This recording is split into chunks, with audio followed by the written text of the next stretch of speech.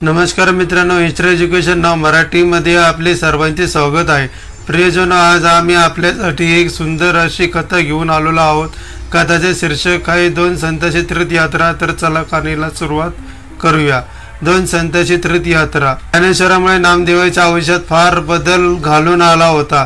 त्यांच्या सांगण्यावरून नामदेवांनी विसोबा केचराकडून उपदेश घेतला होता, आपल्या ज्ञानातली कमतरता दूर केली। ज्ञानेश्वरांनी नामदेवांना सोबत घेऊन पंढरपुरातून तीर्थयात्रा सुरू केली। भारतातल्या वेगवेगळ्या तीर्थयात्रांना, पवित्र स्थळांना, ज्योतिर्लिंगांना त्यांनी भेटी देणे सुरू केले।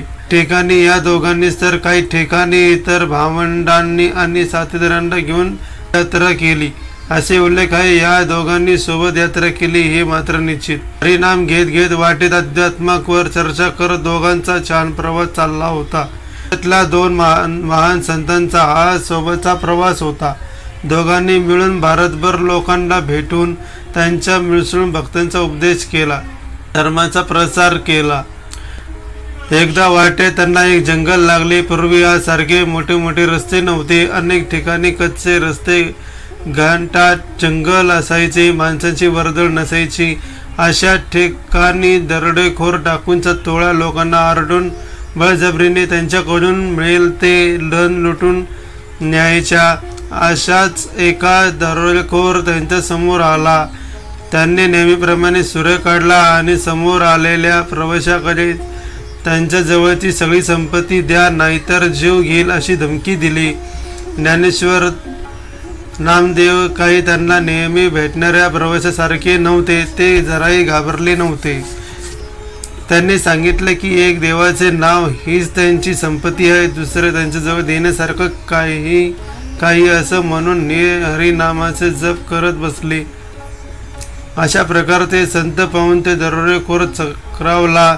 इतक्या भल्या माणसाला लुटायचा प्रयत्न केला म्हणून त्याला पश्चाताप झाला। त्याने दोघांची माफी मागितली आणि तो त्या दोघांच्या सोबत चालू लागला। जंगलाच्या शेवटपर्यंत त्याने दोघां संतांची सोबत केली आणि त्यांचा पूर्ण जन्मच झाला होता। त्यामुळे ज्ञानेश्वरांनी त्याला हरपाल असे नाव दिले। पुढे एकदा फिरता फिरता त्यांना ताण लागले। जवळ कुठेही पाणी नव्हते।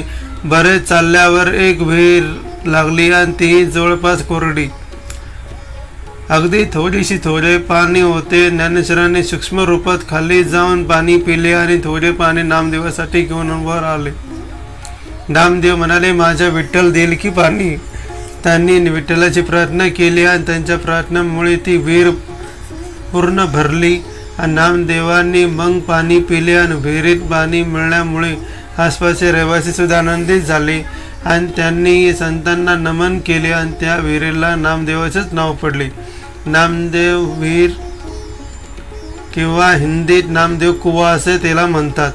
काही दिवसांनी ते तीर्थयात्रेला पूर्ण करून पुन्हा पंढरपुरात पोहोचले। त्या निमित्ताने पंढरपुरात संतांचा आणि भक्तांचा मेळावाच भरला।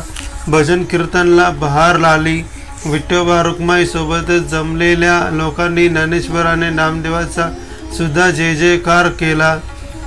संत नामदेवाने ज्ञानेश्वरासोबत सुरू केलेल्या तीर्थयात्रा करून भक्तीचा प्रसार कार्यक्रम आयुष्यभर सुरू ठेवला। त्यानंतरही त्यांनी भारतात बरीच भ्रमंती केली। त्यांचे भारतभर अनेक लोक भक्त आहेत। मित्रांनो, आजची कथा तुम्हाला कशी वाटली हे कमेंटमध्ये नक्की कळवा। तुम्हाला ही कथा आवडली असेल तर व्हिडिओला लाईक करा आणि अशा छान छान गोष्टी कथा ऐकण्यासाठी चॅनलला सबस्क्राईब करायला विसरू नका। खूप खूप धन्यवाद। नमस्कार।